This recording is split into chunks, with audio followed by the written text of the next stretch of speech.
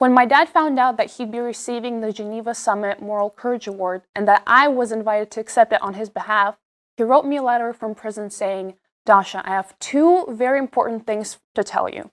First, and most importantly, please do not screw up your first public performance.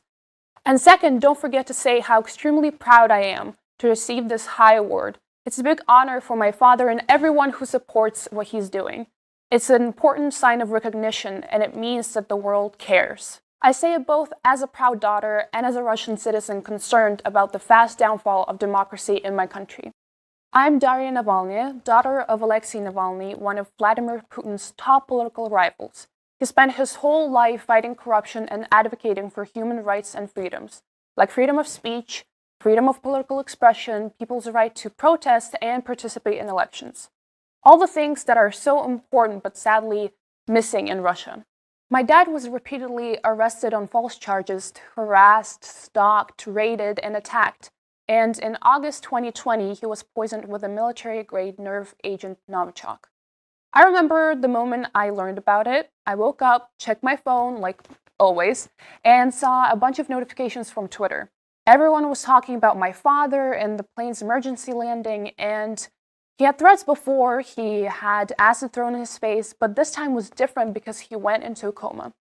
My mom wanted him transported abroad to get proper medical treatment, but the doctors and the Russian government officials wouldn't release him from the rundown provincial hospital in Siberia. As that was happening, I thought back to the time when I was 10 and my little brother was 3 years old and our apartment was raided by the police for the very first time. The confusion, fear, anxiety, and helplessness I felt were overwhelming. I remember my parents being extremely worried for us. They didn't want the police in kids' room, but what could they really do? Fortunately, the police back then weren't quite as experienced at raiding every place my father sets foot in as they are now, and the best plan that my 10-year-old panicking brain could come up with is to shove my laptop under my t-shirt and in my pants. And I guess that was the safest place, but what I'm trying to say is, with that little action, I helped my parents focus on the more important things, instead of worrying about my homework on my laptop. When I went to visit my dad in the hospital after the poisoning, I knew the best thing I could do to support him was to leave my worries at the door and just be there. We watched Netflix together, we talked about school, he asked me a million questions about my classes and my friends. He always asked me to stay a bit longer. This is why I want to say hi and thank you not only to the political prisoners and activists themselves, but also to their spouses, children, families, and friends. Your support is so crucial. You deserve every word for simply being there. In his letter, my dad asked me to dedicate this award to every single political prisoner in Russia and Belarus. He wrote, most of them are in a much worse situation compared to me because they're not as well known or famous, but they should know that they're not alone or forgotten about.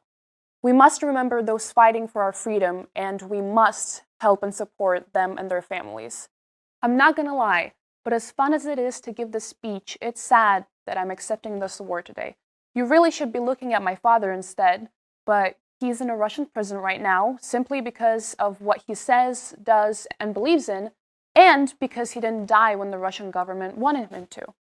For all these years, he'd been showing the people in power who are shamelessly abusing that power that this is not going to work, that we are the majority. We, the citizens, will decide who is going to rule our country and for how long, and we will protect our human rights and our freedom. To end this speech, I would like to repeat something my dad once said. Russia deserves to be free and happy, and it will be. And I also firmly believe that. Thank you.